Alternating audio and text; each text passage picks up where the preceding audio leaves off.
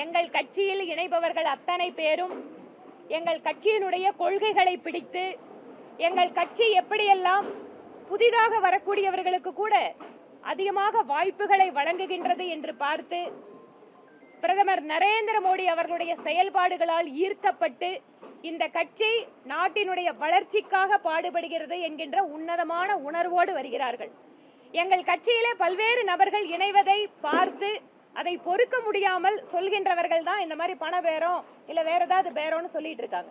பாஜக மக்களுக்கான கட்சி, நாட்டு தேசத்தை ஊக்குவிக்கிறதுக்கான கட்சி, வளர்க்கக்கூடிய கட்சி சொல்றீங்க, எல்லாம் ஓகே.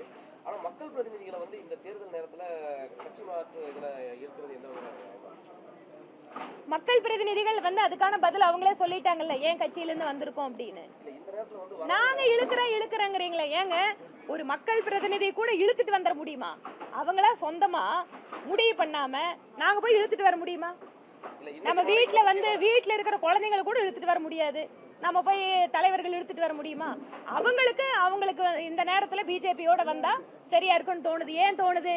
அவங்க இருக்கிற கட்சி அவங்களுக்கு சரியில்லை. ஒண்ணு. ரெண்டாவது, அடுத்து வரக்கூடிய தேர்தலிலும் பாஜக ஆட்சிதான் மிக உறுதியாக தெரிகிறது. இவங்களோட இணைஞ்சாதான் நம்ம அரசியல் லட்சியங்களை நிறைவேற்றப்படுங்கிறது அவங்களுக்கு உணர்ந்திருக்காங்க.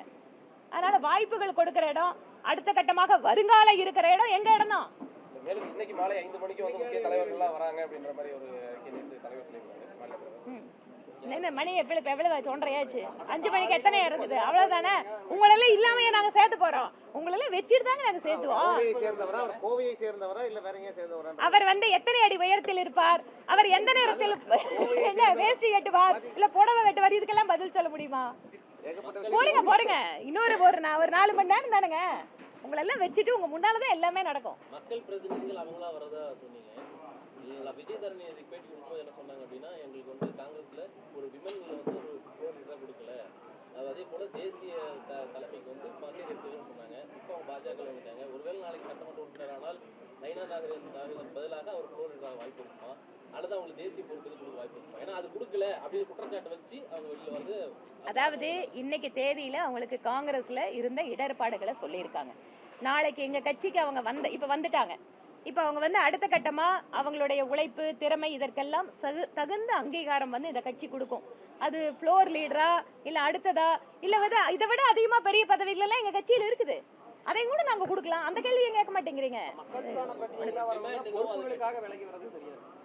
அதாவது மக்கள் பிரதிநிதிகளாக இருப்பவர்கள் புதிய ஒரு பொறுப்புகள் அப்படின்னு சொல்லிட்டு பார்க்காம, மக்கள் பிரதிநிதியாக தங்களுடைய கடமைகளை அந்த இடத்தில் சரியாக செய்யவில்லை என்கின்ற ஒரு மன அழுத்தத்தின் காரணமாக, பிரச்சனையின் காரணமாக கூட வரலாமே. அதுக்கும் வாய்ப்பு இருக்குல்ல.